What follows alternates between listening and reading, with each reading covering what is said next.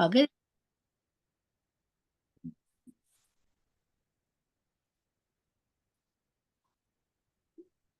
हाँ जी, दमयंती दीदी आ गए। आगे आप शुरू करो सरोज दीदी। हाँ, बोलो श्री प्राणनाथ प्यारे की जय। बोलो श्री सतगुरु महाराज की जय। प्रथम लागू दो चरण को, धनिये न छुड़ायो किन। लाख तली लालेड़िया, मेरे जीव के ही जीवन। इन पांव तले पड़ी रहूं, धनी नजर खोलो बातूं। पल न वालूं निरखु नेत्रे, मेरे जीव के ही जीवन। मेरे जीव के ही जीवन। बोलो श्री प्राणनाथ प्यारे की जय। बोलो श्री सतगुरु महाराज की जय। हाँ जी, सुंदर साथ जी हमारे बीच में दमयंती बहन है, गुजरात से, बहुत प्यारा गाती हैं। अब इनका हम भाव लेते हैं। हाँ जी, आओ दीदी। कैमरा दी थोड़ा ठीक कर लो अपना। बोलो प्राणनाथ प्यारे की जय। सदगुरु महाराज की जय। सब सुंदर साथ की जय। तुम देखो री सखियों निसार, बैठक अपनी को जेम दाड़म कलिया निसार, बैठक अपनी को।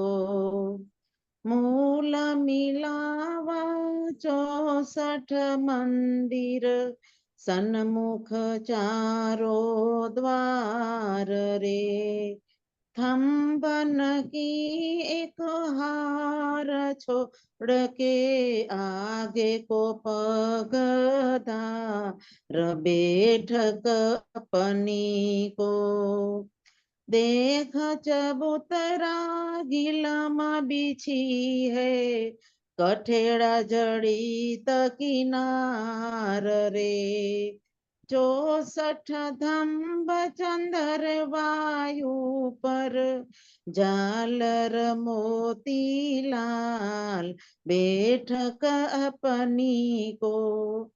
मध्य सिंहासन राज्य श्यामाजी को, बैठे करे सिंगार रे। हृदय में सखिया चरण दनी के, बैठी हर पार, बैठ अपनी को। बाहे ग्रहे गली डाल के बैठी, साड़ियन की जलकार रे। फूल शीशे के ऊपर सोहे, हृदय सोहे हार, बैठक अपनी को। तकियन को सब दाबले बैठी, एक एक मंजर रे। सिंहासन लो भर कर बैठी, बैठी 12,000, बैठक अपनी को। एक तन एक दिल एक बोली, सब मांगिया खेल कुफार रे। पिया जी कहे मत जाओ री खेल में, होगी सभी खूंखार, बैठक अपनी को। मैं यूं तो आऊंगा सदगुरु बन के, तुम नहीं लखो लंगार रे। इसमें कहूंगा घर की बातें, चिन्हो तो सरदार, बैठक अपनी को। श्री जी आगे वेद बदल के, सब जन करी पुकार रे। वेद कते कहे ब्रह्म आगे, ब्रह्म श्रेष्ठ मंजा, बैठक अपनी को। चरण धनी के हृदय में चलिए अक्षर पार रे। अंदर खिलवत मूल मिलावा, देखो नैन युगाड़ बैठक अपनी को। इतही हमको खेल दिखाया, बिलम भई नहीं बार रे। सुपने जाना कई जुग बीते, अब हम मानी हार बैठक अपनी को। चरण पिया के लेके हृदय में चलिए अक्षर पार रे। कृष्ण सखी पिया से जब बिछाई, पोढ़ो श्री राज बैठ अपनी को। तुम देखो रे सखियो निहार बैठक अपनी को। जेम दाड़म कलिया निसार बैठक अपनी को। प्रणाम जी। बोलो प्राणनाथ प्यारे की जय। प्रणाम जी दमयंती दीदी, बहुत अच्छा भाव, पूरा मूल मिलावे का वर्णन कर दिया। सखियों की साड़ियों की चमकार भी, मूल मिलावे का वर्णन, खेल में नहीं जाओ, खुखार हो जाओगे, कितना अच्छा शब्द आया। खुखार हो जाओगी, बहुत अच्छा। और फिर घर चलने के लिए भी मान ली हार कि अब घर चलना है। हाँ जी, अब हम किरंतन वाणी सुनते हैं मीनू दीदी से। आइए मीनू। हाँ जी, प्रणाम जी। सुंदर सा। प्रकरण हमारा चलेगा 102। 101 खत्म हो गया था, हाँ जी। 102। हाँ जी, 102 प्रकरण पढ़ते हैं सुंदर सा जी। राग श्री।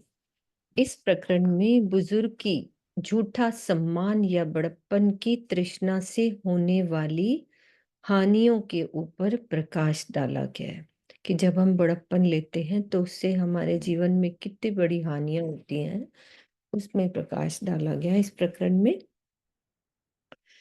बुजुर्गी मारे रे साथ जी, बुजुर्गी मारे, जिन बुजुर्गी लई दिल पर, तिनको कोई ना उबारे। श्री महामती जी कहते हैं कि हे सुंदर साथ जी, झूठे सम्मान की इच्छा या स्वयं को सबसे बड़ा समझने की प्रवृत्ति बुजुर्गी कहलाती है। यह सबका पतन कराने वाली है। जिसके हृदय में ये पनप जाती है, उसका कोई भी इस तृष्णा या भव सागर से उद्धार नहीं कर सकता। सच्चिदानंद अक्षरातीत से बढ़कर ना तो कोई था, ना है और ना भविष्य में कोई होगा। मनुष्य की यह बहुत बड़ी कमजोरी है कि वो अपनी विद्या, अपना धन, अपना रूप, कुल आदि के कारण श्रेष्ठता का अभिमान करता है और प्रशंसा की अपेक्षा रखता है। संसार में प्रतिष्ठा या बड़ा कहलाने की तृष्णा ही बुजुर्गी कहलाती है। इसका मोह संसार सागर में भटकाने वाला होता है। आगू कई मारे बुजर किए, जिन दृढ़ कर लई विश्वास, सो देखे मैं अपनी नजरों, निकस चले निराश।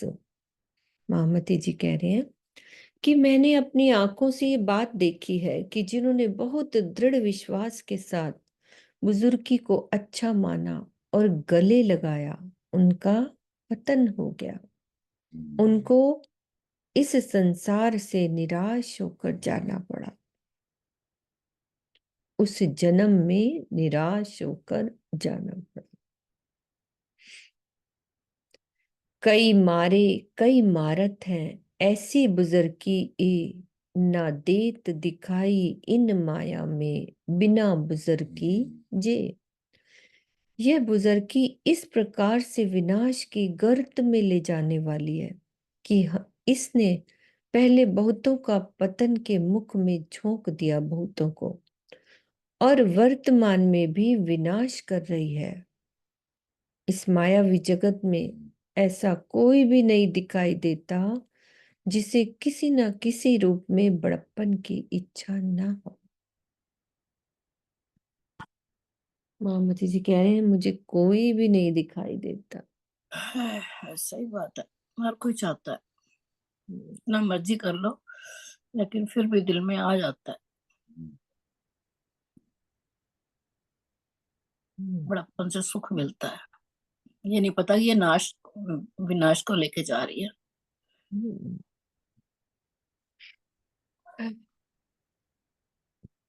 जेती बुजुर्ग की मतलब रोज कोई ना कोई लेसन मिल रहा है सरोज दीदी। हाँ बिल्कुल सही बात है। इसको कितना साफ करने की कोशिश कर रहे हैं महामती जी, राज जी महाराज, कि इनके अंदर कुछ रह ही ना जाए, है ना। अपनी तरफ से कोई कमी नहीं छोड़ी। दिल में यही बात आ रही थी, कल मैं बात कर रही थी कि है ना, वो हमको इतना साफ करके लेके जाना है उन्होंने कि वो जो जगह बनानी है ना 7वें दिन, जब अखंड करेंगे, मोमिनों को अखंड करना है, उनके जीवों को, तो इतना प्यारा बना के अखंड करेंगे ना कि कितनी दुनिया को बुझवाना है उन्होंने दुनिया का पुजवाना है, जीव को। तो ऐसे थोड़ी। प्यार से एक एक चीज कि ये भी हटा दो, ये भी हटा दो, इस कल तरह। अशोक जी की मैं चर्चा सुन रही थी, अशोक जी ने यही कहा था, कहने लगे हम ये चौपाई बड़ी जल्दी बोल देते हैं, त्रैगुण पूजेंगे हमारे जीवों को, हाँ है ना, लेकिन वो विरले ही कोई होंगे। अब हाँ, तुम अपने आप को ना बस समझ के बैठ जाओ कि सही हमारे बात है। वैसी रहनी होगी, वैसा सब कुछ होगा, तब जाके तुम ब्रह्म सृष्टि पूरी बन सकते हो, तब तुम्हारे जीवों को पूजेंगे। ऐसे नहीं तुम ये चौपाई को पकड़ के तारतम ले लिया और तुम बन गए सुंदर साथ और तुम्हारे जीवों को पूजेंगे, ऐसे नहीं। ये सब निशानियां होनी चाहिए जो अब राज्य हमारे को दिखा रही हैं, ये सब नहीं होनी चाहिए। हम्म, ये सब दूर होंगे तब हमारे जीवों को पूजेंगे वो। ऐसे थोड़ा ना, आप ये सोचो कि दुनिया क्या कहेगी, ये कोई पूजने वाले जीव ये है को ये। पूजने वाले हैं, दुनिया से अलग दिखने चाहिए। यही तो वो कर रहे हैं कि जो कर लेगा वो बाजी जीत जाएगा। वो बाजी जीत जाएगा। हम्म, वो कोशिश तो कर रहे हैं ना महामती जी कि ऐसे करो। कुछ करवा रहे हैं तो सुंदर साथ भी कर रहे हैं, कोशिश हम्म, करवा रहे हैं, लेकिन उन्होंने करना है, साफ लेके जाएंगे साफ, इतना तो विश्वास है। बिल्कुल। जेती बुजुर्ग की बीच दुनी के, सो सब कुफर हथियार, कुफरों में कुफर बुजुर्ग की, काम क्रोध अहंकार। इस मायावी जगत में बुजुर्गी के जितने भी भेद हैं वे सभी पाप के हथियार हैं, हम्म, अर्थात पाप को बढ़ाने वाले हैं। यद्यपि काम क्रोध और अहंकार पाप की जड़ है, फिर भी बड़प्पन की भावना सबसे बड़ा पाप है। सबसे बड़ा पाप बोल दिया। सबसे बड़ा पाप है। तो बड़प्पन को सबसे बड़ा पाप इसीलिए कहा गया है क्योंकि स्वयं को सबसे बड़ा समझने वाला व्यक्ति ना तो आत्मनिरीक्षण करना पसंद करता है और ना ही अपनी भूलों को सुधारना।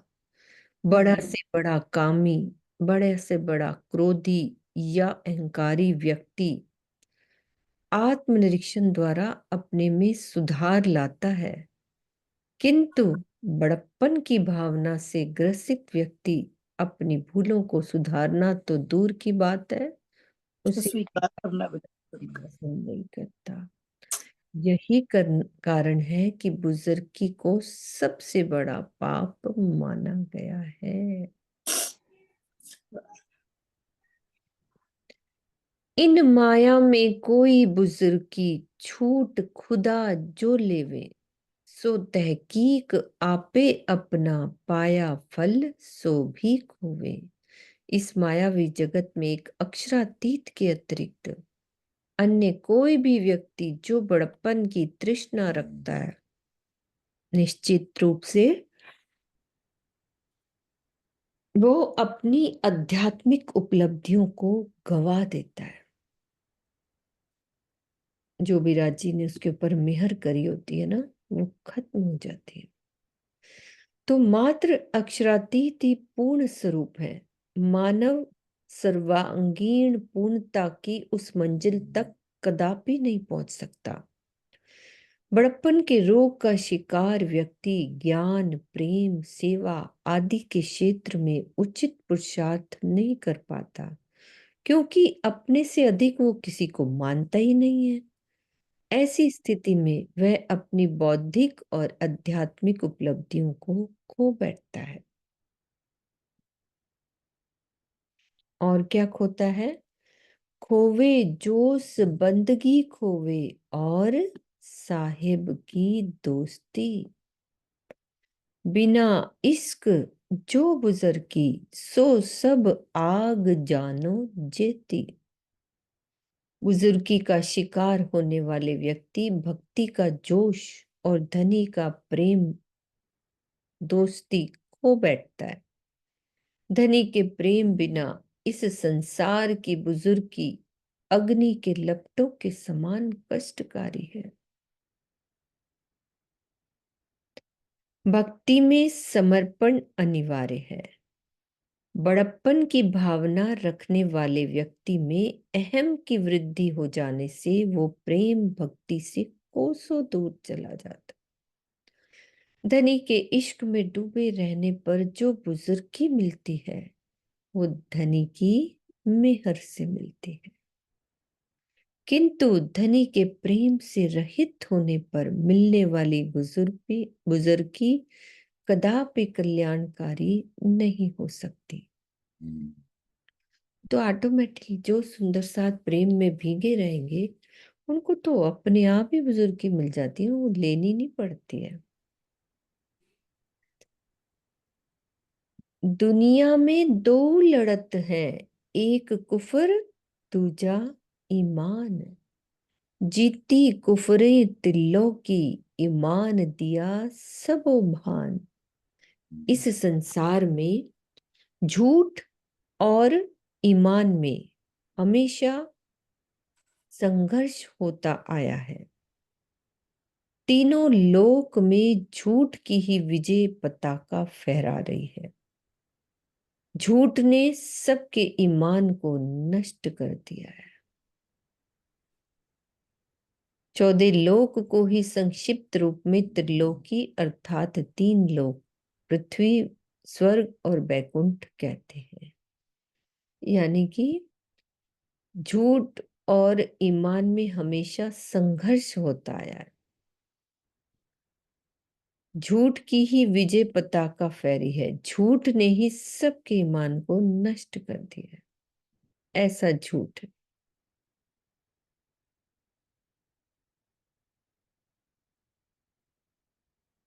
हाँ जी नरेश जी। प्रणाम जी। हाँ जी। बहुत बड़ी बात है जो ऊपर वाली छुपाई है।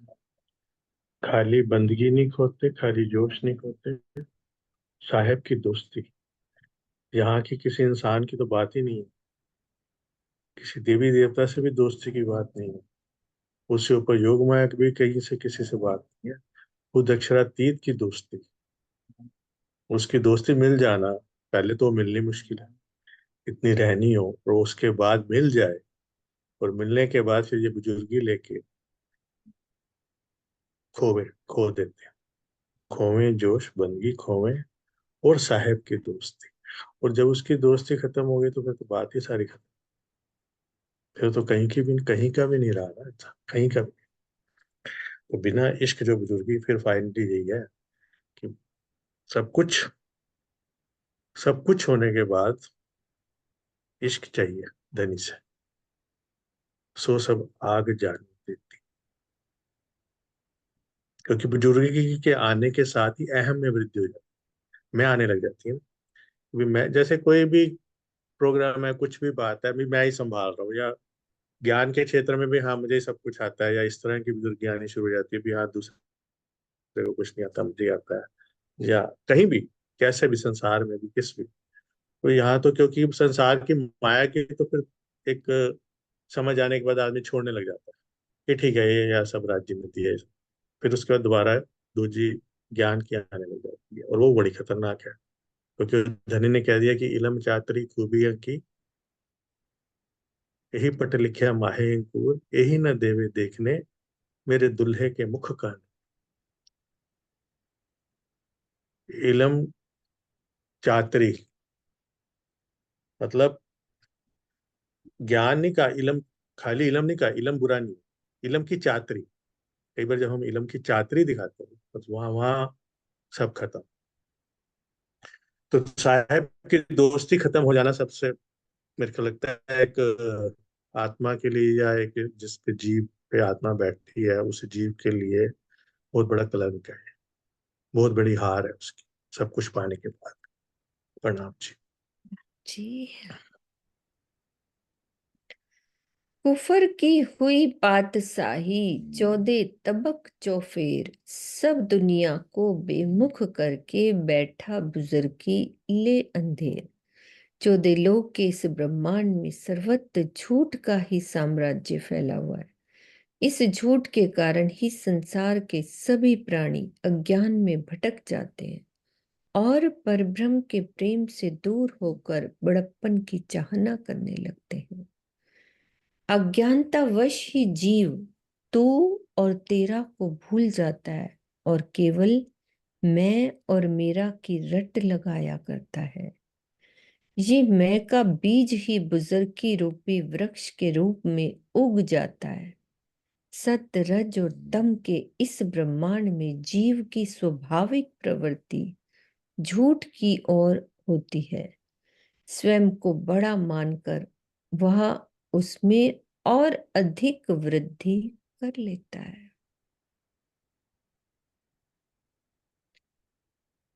मोको मार छुड़ाई बंदगी, सो भी बुजुर्गी इन, ऐसी दुश्मन ए बुजुर्गी मैं देखी ना एते दिन। आज दिन तक मैंने बुजुर्गी से बढ़कर कोई दूसरा शत्रु नहीं देखा। इस बुजुर्गी ने मुझे अपने अधीन कर धनी की प्रेम लक्षणा भक्ति यानी चित्वनी से दूर कर दिया। धामधनी ने इस चौपाई द्वारा उन अग्रगण्य सुंदर सात को, जो मंदिरों और आश्रमों के अधिपति हैं या ज्ञान चर्चा द्वारा प्रतिष्ठा प्राप्त है, सावधान किया है कि प्रतिष्ठा प्राप्त हो जाने पर भी धनी के प्रेम को गंवाना बहुत बड़ा अपराध है। यह बुजुर्गी हमारी इतनी बड़ी शत्रु है जो हमें धनी के चरणों के प्रेम से दूर कर देती है। पूरन मेहर भई धनी की, दो हादिये करी चेतन, सो भी बुजुर्गी देखी दुश्मन, जो भिस्त दई समन। मेरे ऊपर धामधनी की पूर्ण मेहर हुई। युगल स्वरूप श्री राज श्यामा जी ने मुझे बुजुर्गी के प्रति सावधान कर दिया कि इससे दूर ही रहना चाहिए। धामधनी ने मेरे तन से संपूर्ण ब्रह्मांड को अखंड वशतों में मुक्ति दिलवाई। धनी की मेहर का ही ये परिणाम है कि इतनी बड़ी शोभा मिलने के पश्चात भी मैं बुजुर्गी को शत्रु के समान मानता रहा। मतलब इतना होने के बाद भी उन्होंने कहा कि ये जो मुझे बुजुर्गी मिल रही है, महामती जी कह रहे हैं, वो मेरी सबसे बड़ी दुश्मन है।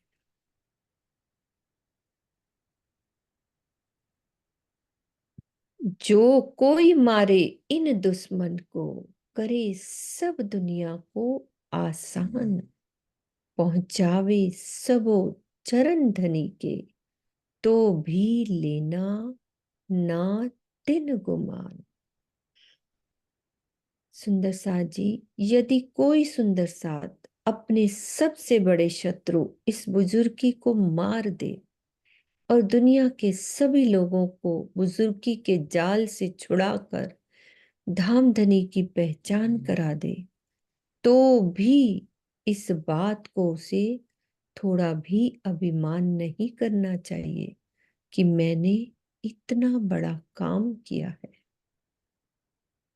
इस चौपाई से हमें ये शिक्षा मिल रही है कि बड़ी से बड़ी उपलब्धि हासिल करने के पश्चात भी अपने मन में नाम मात्र का भी अहंकार नहीं रखना चाहिए। अपनी प्रत्येक उपलब्धि को धनी की मेहर का परिणाम ही मानना चाहिए। मानना क्या, वो तो होती धनी की मेहर है। ऐसे कौन क्या कर सकता है धनी के बिना। अपनी बुजुर्ग की भी मारे और सबकी भी मरवा दे बुजुर्ग की।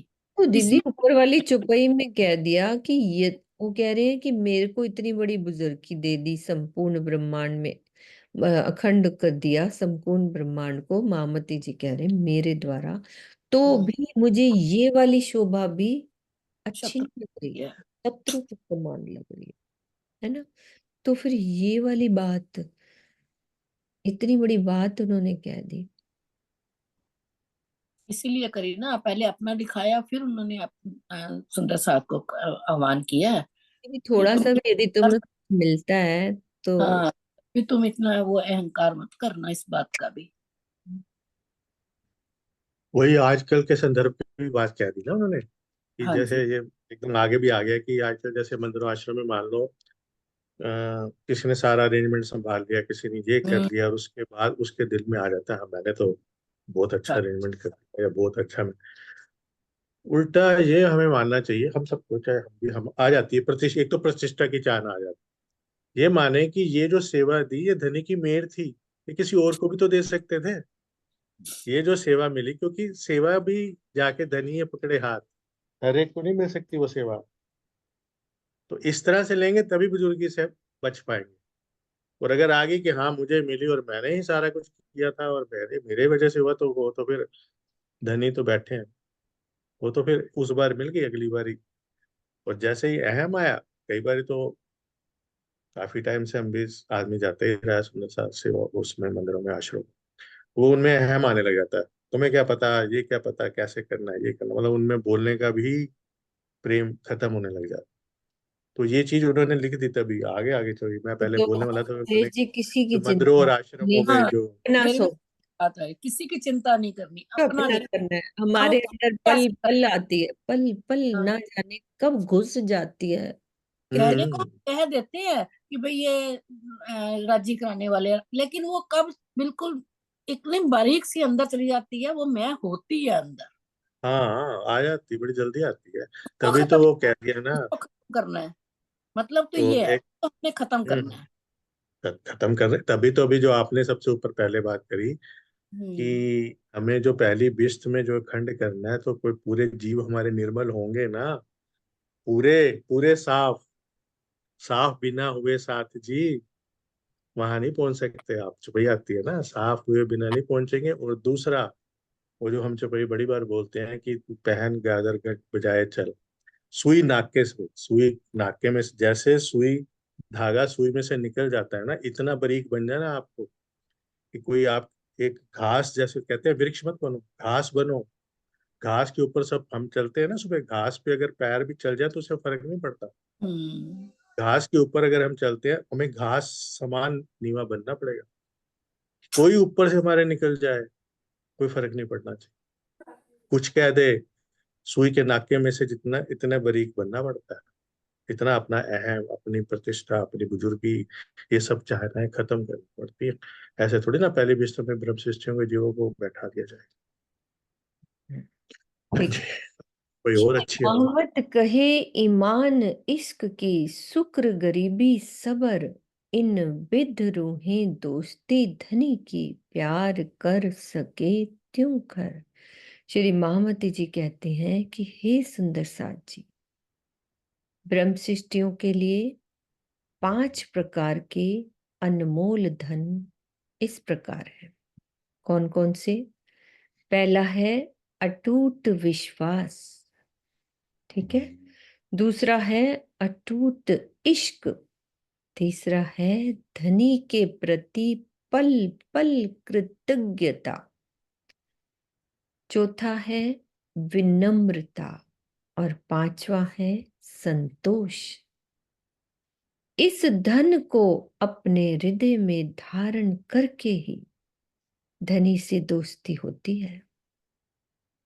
आप जैसे भी हो सके इस धन को अपने दिल में बसाएं और अपने प्राण प्रीतम अक्षरातीत से प्रेम करें। ठीक है सुंदर साथ जी, हमें ये करना है। अटूट विश्वास, अटूट इश्क हो, धनी के प्रति पल पल कृतज्ञता, इतना समर्पण, विनम्रता होए, संतोष होए, तो ये धन हमारे हैं।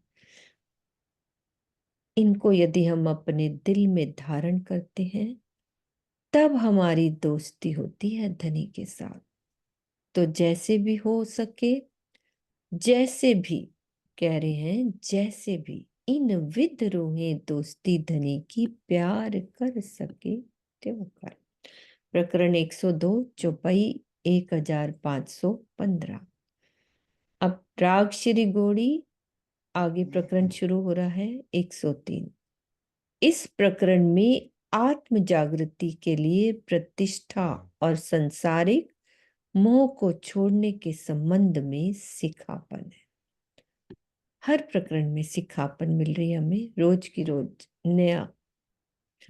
जो तू चाहे प्रतिष्ठा धराए वैरागी नाम, साध जाने तो को दुनिया वह तो साधो करी हराम। श्री महामती जी कहते हैं कि हे मेरी आत्मा, यदि तुम इस संसार में झूठी प्रतिष्ठा पाना चाहती हो तो विरक्त का वेश धारण कर लो, ताकि दुनिया के लोग तुम्हें साधु महात्मा जानने लगे। लेकिन ये ध्यान रखना होगा कि सच्चे साधुओं ने तो इस प्रतिष्ठा को बहुत ही बुरा माना है।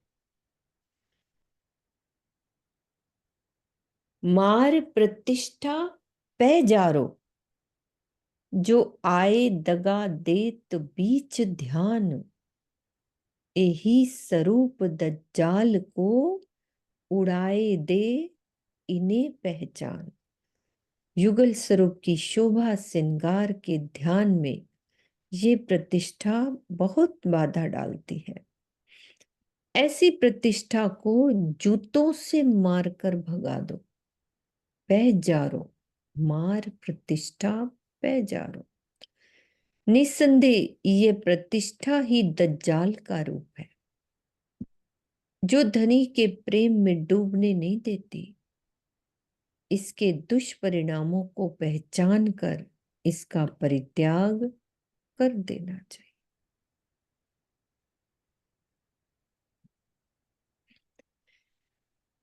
इस दुनिया के बीच में कोई भला बुरा कहवत, तू जिन देखे तिन को ले अपनी अरस खिलवत। इस संसार में चाहे तुम्हें कोई अच्छा कहे या तुम्हें बुरा कहे, उसकी तरफ जरा भी ध्यान न दो। तुम्हें अपना सारा ध्यान परम धाम के मूल मिलावे में ही बनाए रखना चाहिए। तू जिन देखे तिन को ले अपनी अरस खिलवत। हमें कोई और मतलब भी नहीं कि हमारा सिर्फ एक ही काम हो, हमारा ध्यान मूल मिलावे में ही बना रहे। और क्या करना है हमने? दिल दलगीरी छोड़ दे, होत तेरा नुकसान। जानत है गोविंद भेड़ा, जाको पीठ दिए आसान। हे मेरे दिल, तू सांसारिक सुखों की तृष्णा को छोड़ दो। सरोज दीदी एक कॉपी में ना पॉइंट लिखते जाओ। सही बात है, कितने पॉइंट आए हैं, है ना। है ना, आज बहुत पॉइंट आए हैं। इस संसारिक सुखों की तृष्णा को छोड़ दो, इसमें फंसने से तुम्हारी बहुत अधिक हानि हो रही है। तुम जानते हो, तुम जानते ही हो कि ये संसार गोविंद भेड़े की तरह भूतों का मायावी मंडल है।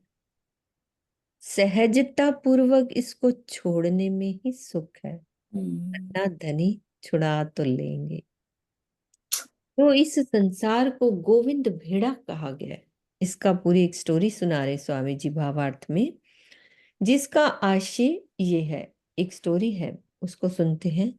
कि एक गांव में गोविंद पटेल नामक एक व्यक्ति रहता था। वह दुष्कर्मी था, इसीलिए मृत्यु के पश्चात प्रेत योनि का शिकार हो गया। प्रेत योनि में रहते हुए उसने गांव के लोगों को मारकर प्रेतों की एक बस्ती ही बसा डाली। उस बस्ती में उसने बहुत कीमती वस्तुएं सजा दी। जो कोई उन वस्तुओं को छूता वह तुरंत ही भूत बन जाता। इसी प्रकार ये संसार भी भूतों की उस बस्ती की तरह है, जिसकी किसी भी वस्तु से मोह हो जाने पर जन्म लेना ही पड़ता है। ऐसे ही मैं जाती हूँ ना बच्चों के साथ, तो जैसे वॉलमार्ट वगैरह में, कहती मैं नहीं जाती, मैं क्या गोविंद भेड़ा है, तो गोविंद कहते मम्मी गोविंद भेड़ा क्या होता है, मैं क्या बताऊंगी कभी, गोविंद भेड़ा आज एक याद कहानी आया। सुना देना उनको। गोविंद भेड़ा क्या होता है, गोविंद भेड़ा है ये, तो सारा गोविंद भेड़ा है, आपको कुछ नहीं चाहिए, मैं कुछ नहीं चाहिए, गोविंद भेड़ा है ये। ए भूम देखे जिन फेर के, एही जान श्री मोहम्मद, ढील होत तरफ धाम की, जहां तेरी है निस्बत। श्री महामती जी कहते हैं कि हे मेरी आत्मा, ये संपूर्ण संसार भूतों की उस बस्ती के ही समान है। इसकी वास्तविकता को जानकर तुम भूल से भी इस माया मंडल की ओर न देखना। परमधाम के मूल मिलावे में तुम्हारे मूल तन विराजमान है। तुम इस झूठे संसार में फंसकर धाम की चितवनी करने में देरी कर रही हो। अब सावचेत हो जाओ, अब सावचेत हो जाओ। ढील होत तरफ दाम की, जहां तेरी है निस्बत। प्रकरण 103, चौपाई 1520। इस प्रकरण में कयामत के ऊपर प्रकाश डाला गया है। कयामत आई रे साथ जी, कयामत आई। वेद कतेब पुकारत आगम, सो क्यों ना देखो मेरे भाई। श्री मामती जी कहते हैं कि हे सुंदर साथ जी, संपूर्ण ब्रह्मांड की अखंड मुक्ति पाने का समय आ गया है। यह वही सुनहरा समय है जिसके बारे में हिंदू धर्म ग्रंथों तथा भविष्य की बातें बताने वाले धर्म ग्रंथों में वर्णन किया गया है। हे भाइयों, आप इस समय की पहचान क्यों नहीं करते हो? आए श्यामा जी ये मोहे यूं कया, ए खेल किया तुम कारण। तुम आए खेल देखने, मैं आई तुम्हें बुलावन। श्यामा जी ने आकर मुझसे इस प्रकार कहा कि माया का ये खेल तुम्हारे देखने के लिए ही बनाया गया है। तुम इस संसार में माया का खेल देखने के लिए ही आए हो, और मैं तुम्हें यहाँ जागृत करके परम धाम ले चलने के लिए आई हूँ। कागद आया वतन का, कासद होए ल्याए फुरमान। आया खातिर अपने देने को ईमान। मोहम्मद खुदा के संदेश वाहक बनकर कुरान लाए हैं। इस कुरान में परमधाम अर्श अजीम की पहचान दी गई है। कुरान के अवतरण का एकमात्र उद्देश्य यही है कि कयामत के समय इस संसार में अवतरित होने वाली ब्रह्म सृष्टियों को अपने धनी और परमधाम के प्रति अटूट विश्वास आ जाए।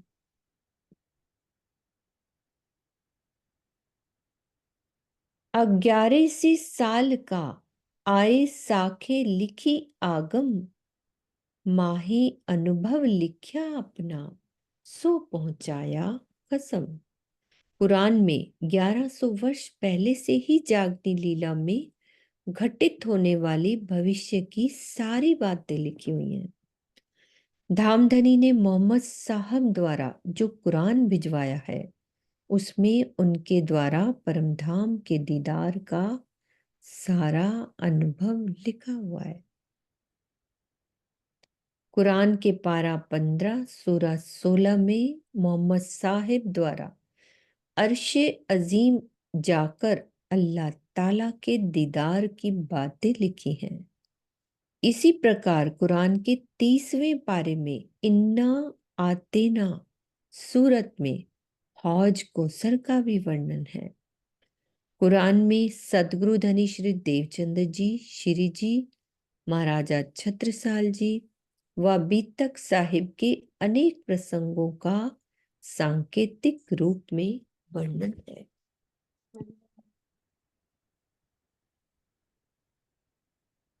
जो साहेब किने ना देखिया, ना कछु सुनिया कान, सो साहेब काजी होए के जाहिर करसी कुरान।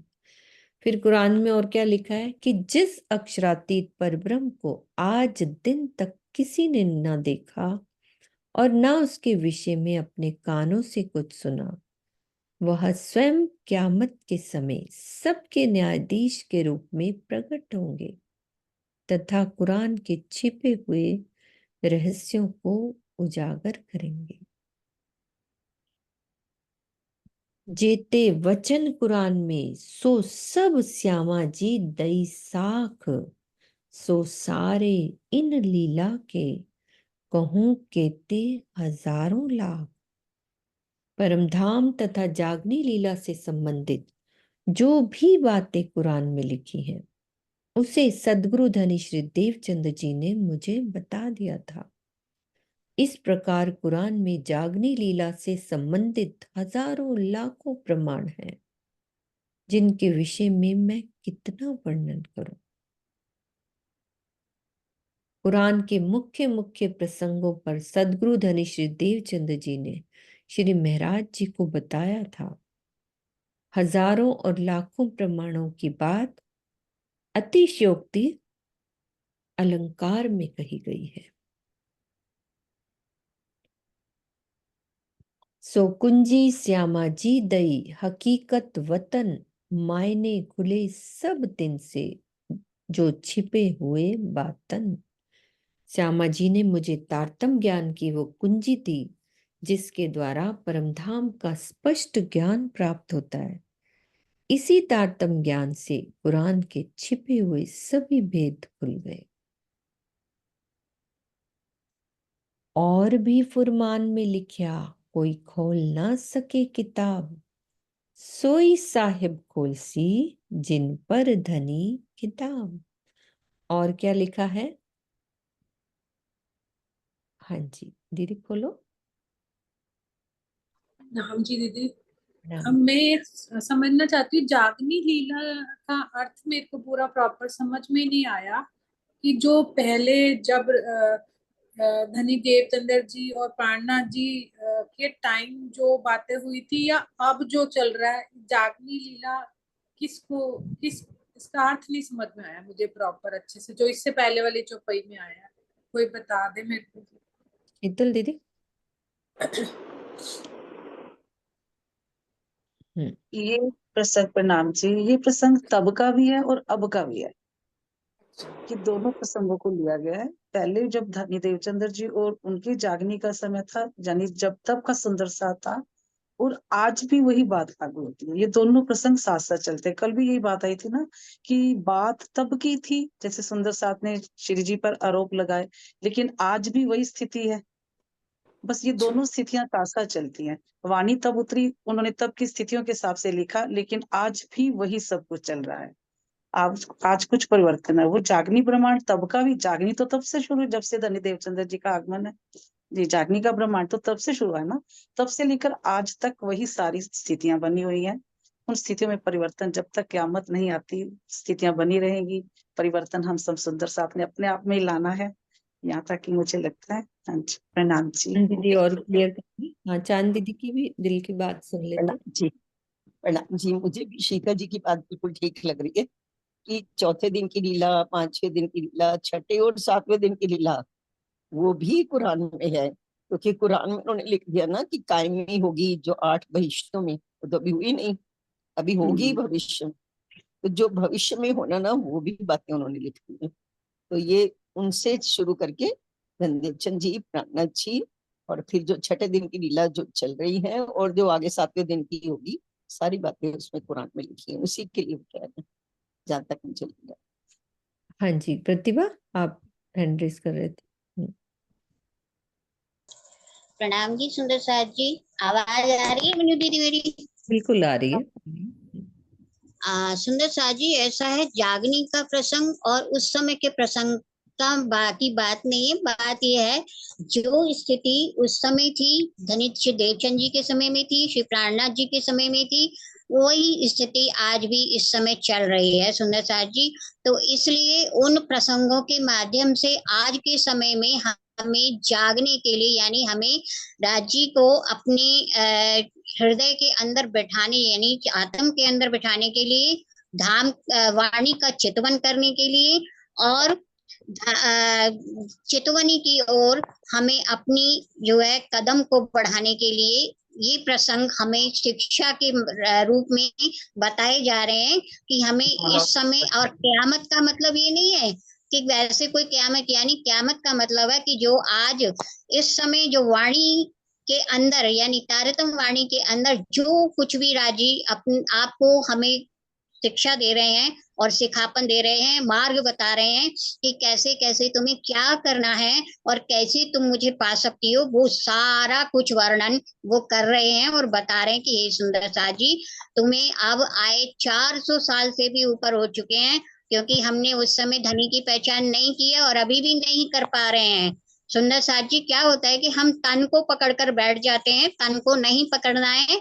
हमें जो उस सन के अंदर धनी जी का स्वरूप, आवेश स्वरूप बैठा हुआ है, उसकी पहचान करनी है, और ये पहचान करना है कि किस तन से वो वाणी अवतरित हो रही है। जैसे जिस समय सरकार श्री के माध्यम से हो रही थी, उससे पहले जितने भी परमहंस हुए उनके माध्यम से हुई है, और अब जो तारतम वाणी अवतरित हो रही है, जिसके अब आप उस वाणी को, यानी जो वाणी हम आज अब उसका मंथन कर रहे हैं, वो किसकी वाणी, यानी स्वामी जी के, श्री राजन स्वामी जी के तन के अंदर बैठ करके जो धाम धनी पहचान करा रहे हैं कि हे सुंदर साथ जी, अब तो पहचान जाओ, अब जाग जाओ, अब समय बहुत कम है। और जो भी सुंदर साथ इसकी पहचान नहीं कर पाएगा, उसकी ये नहीं है कि धनी वो किसी अपने आत्माओं को छोड़ देंगे। सभी अपनी आत्माएं जो उनकी, जिनका मूल तन परम धाम के अंदर बैठा हुआ है, उसको लेकर जाएंगे ही। लेकिन जो आज इस समय जो कुछ भी हमारे तन के अंदर जीव के द्वारा किया जा रहा है, वो सारा कुछ परम धाम के अंदर उसकी वीडियो बन रही है, वो परम धाम में दिखाई जाएगी। सुंदर साथ जी, ये हमें बताया जा रहा है कि इस समय हमें इस वाणी के मंथन के द्वारा जो कुछ कहा जा रहा है, उसके जो वातुनी अर्थ हैं, उसको समझ करके अपने धाम धनी के चरणों में चितवन के द्वारा बैठना, क्योंकि वाणी का मंथन और चितवनी के माध्यम से ही हम अपने धनी को पा सकते हैं, उसका और कोई विकल्प नहीं है। ये बताया जा रहा है आज के परिप्रेक्ष्य में। तो प्रणाम जी सुंदर साथ जी, मुझे नहीं पता, ये भाव जो मेरे अंदर आया, राज जी ने करवाया, वो बोल दिया। बाकी और सुंदर साथ को जो भी कुछ लगता है वो बता सकते हैं। प्रणाम जी। जो भी आपने कहा, शीतल दीदी ने, चांद दीदी ने शॉर्ट में हमें प्रणाम जी। उसमें परम एक मिलते मिनट, आगे। इसमें एक चीज जो दीदी ने क्वेश्चन पूछा ना, आईपैड दीदी ने, कि वे वो फिर जो शीतल दीदी ने कहा कि भी इस समय जागनी लीला क्यों है, वो जो उनका मेन क्वेश्चन था कि, तो एक चौपाई आती है वाणी में, तीन ब्रह्मांड हुए जब ऐसे हुए न होसी कब, इन तीनों में ब्रह्म लीला गई, पहला ब्रिज में फिर रास में। ब्रिज का हम सुपने का मानते हैं, रास का मानते हैं आदि सोपन आदि जागरण। और अब ये जो तीसरी चल रही है ना धनीदेव चंद जी के टाइम से हम सब दोबारा है, इसको इसलिए जागनी, क्योंकि इसमें हमें पूर्ण जागृत परम धाम का पूरा ज्ञान दिया जा रहा है, 25 पक्ष का, धनी की पहचान, निस्बत की पहचान, तो इसलिए इसे जागनी ब्रह्मांड कहा गया कि हम पूर्ण रूप से जागृत हो जाए। प्रणाम जी। जी। और भी फुरमान में लिखा, कोई खोल ना सके किताब, सोई सा। क्लियर हो गई ना आपको सुंदर सा जी? मैंने आपसे नहीं पूछा, वो सब बोलने रहने। हाँ जी, ठीक है। सोई साहिब खोलसी, जिन पर धनी किताब। कुरान में भी ये बात स्पष्ट रूप से लिखी हुई है कि इसके भेदों को सृष्टि का कोई भी प्राणी नहीं खोल सकेगा। जिस स्वरूप को अक्षरातीत कहलाने की शोभा होगी, वे ही कुरान की हकीकत एवं मार्फत के भेदों को स्पष्ट करेंगे। तो कुरान में 12 हरफे मुक्तात हैं, जिनके भेदों को पूर्ण पूर्ण ब्रह्म के अतिरिक्त अन्य कोई भी नहीं जानता। अब वो कौन कौन से हरफे मुक्तात, उसको देखते हैं। अलिफ लाम मीम, साद करना, रा यानी कि लिए, उसके बाद है काफ यानी कि संसार, और हा यानी कि हे, आठवां है या, हे अरे अहो, नौवां एन, 10वां ता यानी कि तक, 11वां सीन यानी कि दूर, 12वां नून यानी कि मछली। तो ये सबके अर्थ हैं कुरान के, हरफे मुक्तात हैं जो कि बोले हैं। अब इसका अर्थ अनिल भैया, अनिल भैया हैं? सरोज जी देखना, अनिल भैया हैं? है अनिल खोल भैया, दिया। हाँ, हाँ, कर दिया मैंने। हाँ, अरे अनिल भैया थोड़ा सा आप ये बताओ। प्रणाम जी दीदी। प्रणाम जी सुंदर साथ जी। दीदी ये बातूनी अर्थ जो है वो मैंने आपको भेजे है दीदी। अच्छा, वो आपने मुझे वो कुछ कुछ भेजे थे ना, पूरे नहीं भेजे थे ना? आप पूरे हैं 12 बार। 12 पूरे हैं? हाँ एक जी। सेकंड, तो मैं खोल लेती हूँ। एक सेकंड, मैं देखती हूँ। एक मिनट सरोजरी, रिकॉर्डिंग ऑफ करना।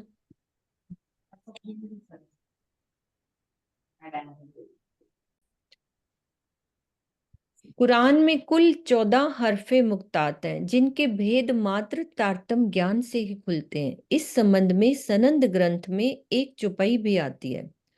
हरफा मुक्तात इनो वास्ते, रखे बातून मांगे फुरकान, सो खासे करसी जाहिर, जो दिल मोमिन अरसे सुभान।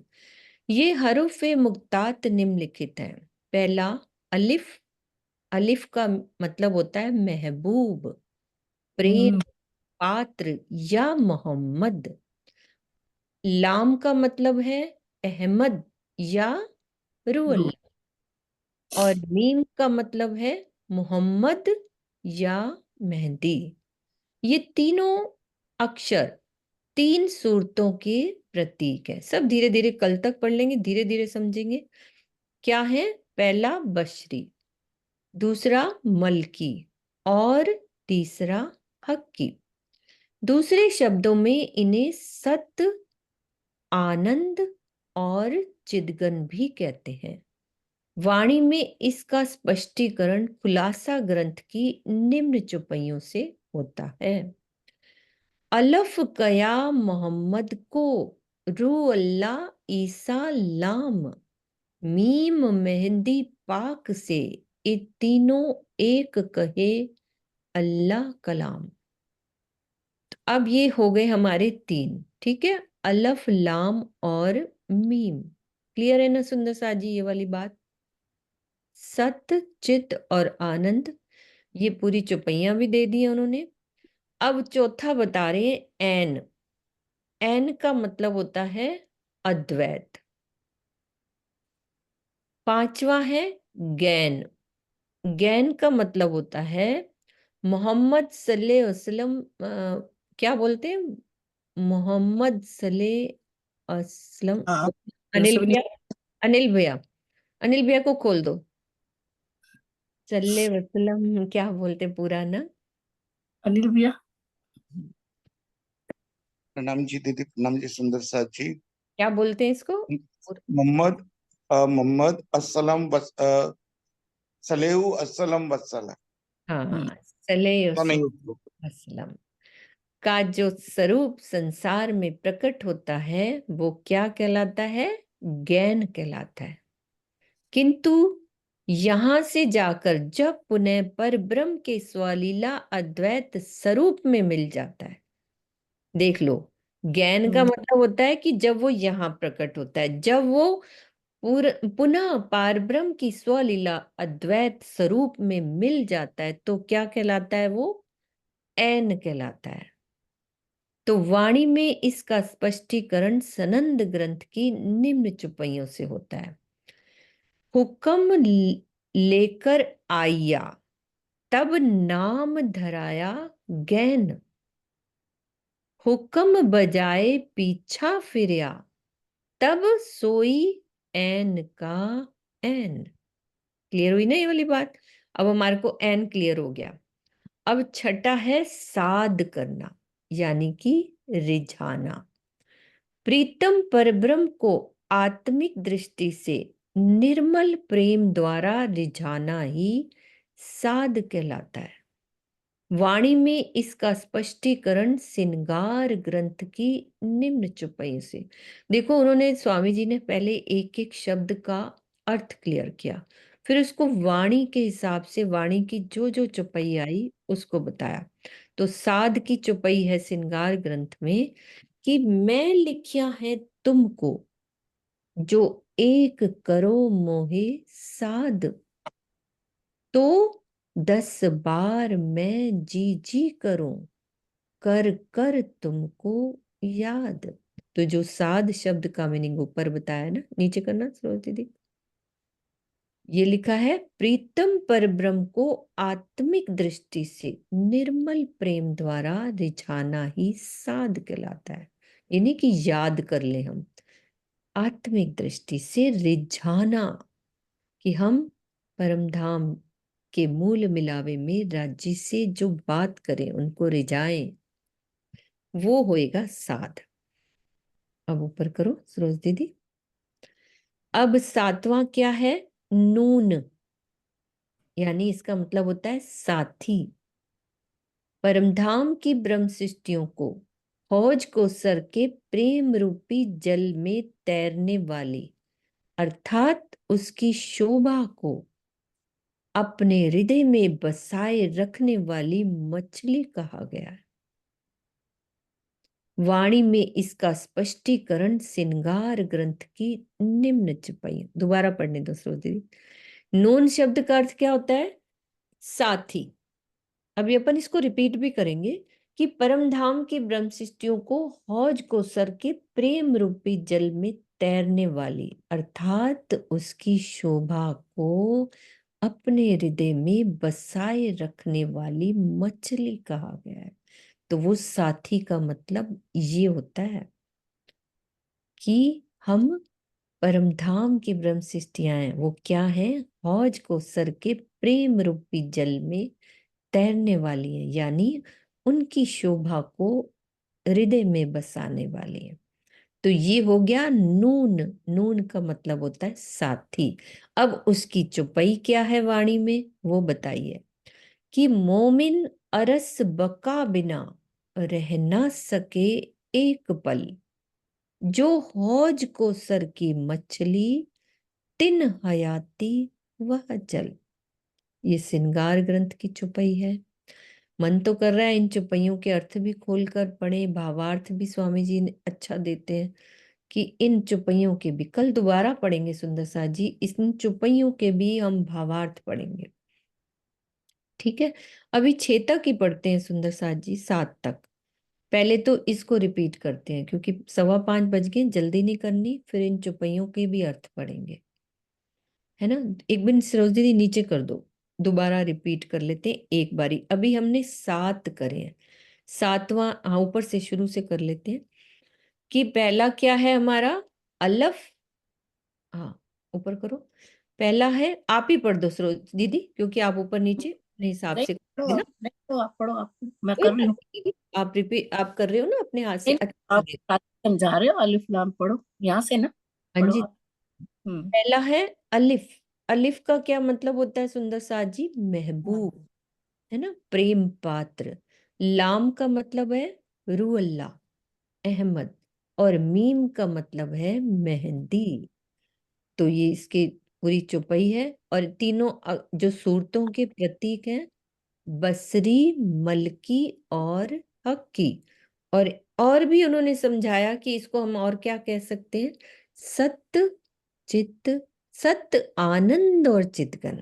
चित्त पहले नहीं है, सत्य, आनंद और चित्तगण, है ना। बसरी, मलकी और हक्की। तो इसका खुलासा की चौपाई भी दे दी उन्होंने। तो अपन इस चौपाई का भी कल करेंगे कि इसको पढ़ के ना पूरा निकाल के रखूंगी मैं वो चौपाइयाँ कि प्रकरण जी की।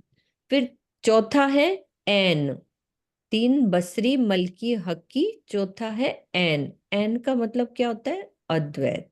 अनिल भैया आपका खुला है ना, एक सेकेंड, एक मैं खोल देती हूँ। अनिल भैया, अद्वैत कहाँ से लिया जाएगा। अद्वैत यानी परम धाम स्वलीला अद्वैत है, ठीक है, उनकी बात है। उनकी बात है। अब ज्ञान का मतलब मोहम्मद सल्ले असलम, सल्ले, दोबारा बोलो, मोहम्मद सलेहू असलम वसला। सल्ले हो वस, असलम वसलम, यही ना। शॉर्ट में कहना है तो मोहम्मद साहब कह दो। मोहम्मद साहब कह देते हैं, ठीक है। ज्ञान का मतलब मोहम्मद, जो स्वरूप संसार में प्रकटा, ठीक है, वो जो मोहम्मद साहब प्रगटे वो ज्ञान हो गया, कहलाता है। किंतु जब वो पुनः परब्रह्म की स्वलीला अद्वैत स्वरूप में मिल जाते तो क्या कहलाता है, वो एन कहलाता है। चौपाई आती है ना, हुक्म लेकर आया तब नाम धराया ज्ञान, हुक्म बजाए पीछा फिरया अब तब सो सोई एन। ठीक है, मतलब पीछे गए तो हुक्म, मतलब वही हाँ एन ही रह गया। एन, मतलब मिल गया ना, राज्य हम्म के अंदर मिल गया मोहम्मद का स्वरूप। हम्म फिर छठा है साध, जिसको रिझाना, यानी कि हम आत्मिक दृष्टि से धनी को रिझाएं, धनी से मीठी बातें करें, वो साध करना। तो चौपाई भी इसको कल देखेंगे दोबारा से, चौपाई सारी लिख के खोल के रखेंगे। छठा और 7वां है, ऊपर करो, नून। नून नूर। का मतलब साथी। यहाँ तक हमने करना है कि परमधाम की ब्रह्म सृष्टियां हौज कौसर के प्रेम रूपी जल में तैरने वाली हैं, यानी कि उनकी शोभा को, नख से शिक तक की शोभा को अपने हृदय में बसाए रखेंगे, तब हम वो मछली हैं, परम धाम के हौज कौसर की मछली।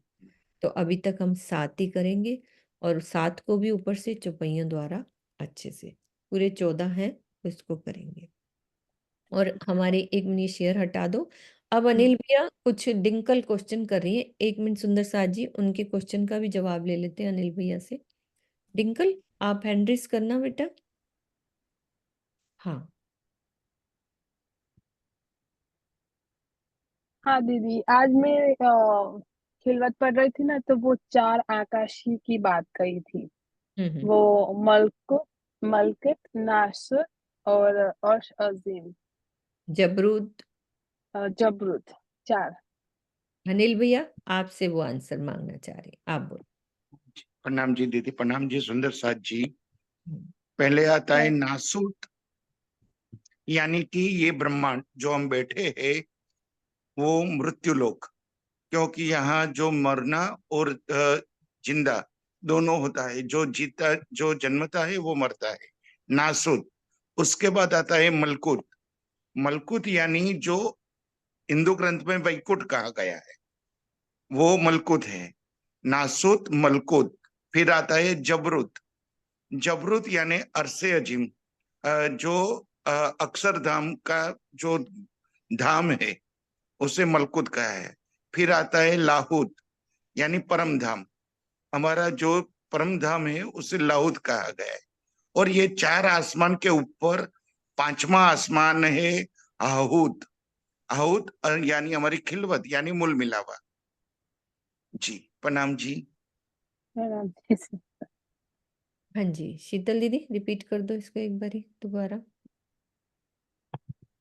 हाँ जी, प्रणाम जी। नासूत कहा गया ये अक्षर ब्रह्मांड को, नासूत। और आगे आता है जबरूत। जबरूत बैकुंठ तक, मलकूत सॉरी, अगला है मलकूत। मलकूत है बैकुंठ, जो ये 14 लोकों के अंदर ही आता है, सबसे ऊपर बैकुंठ, वो है मलकूत। उसके बाद योग माया के ब्रह्मांड को जबरूत कहा गया है, या अक्षरधाम कुछ भी कह सकते हैं हम, ये है जबरूत। उसके बाद आता है हमारा परम धाम। परम धाम को कहा गया है लाहूत।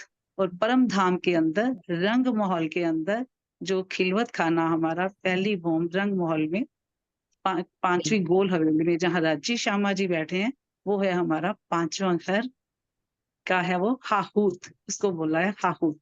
मूल हाँ मिलाप। जी, हाँ जी। हाँ जी टिंकल, हो गया क्लियर? इस आकाशी को ब्रह्मांड बोलते हैं, राइट? जो आकाश बोला उसको ब्रह्मांड ब्रह्मांड वो बोलते हैं। आकाश क्या क्या वो कह रही हाँ है? ठीक है। सुंदर साथ जी चौपाई दोहराते हैं, हाँ। हमारा टाइम हो रहा है। अभी इसको कल अच्छे से करेंगे सोच दीदी, यहीं तक करेंगे। हाँ 8 तक ना। हाँ जी, अभी कल दोबारा अपन निकाल के रखेंगे, मुझे थोड़ा याद मैसेज करके रखना।